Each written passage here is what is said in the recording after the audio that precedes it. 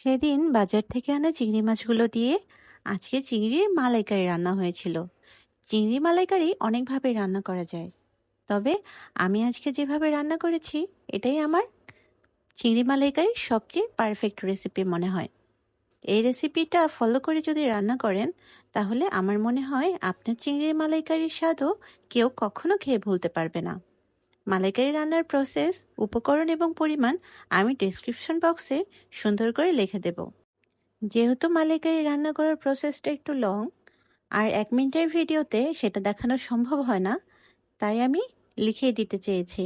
তবে আপনারা কমেন্ট করলে আমি মালাইকারির ওপরে একটা বড় ভিডিও আপলোড করে দেব। আমার রান্না যদি আপনাদের ভালো লাগে, প্লিজ আমার চ্যানেলটি সাবস্ক্রাইব করবেন, লাইক কমেন্ট করে আমার পাশে থাকবেন। আজকের মতো এখানেই বিদায়। সবাই ভালো থাকবেন।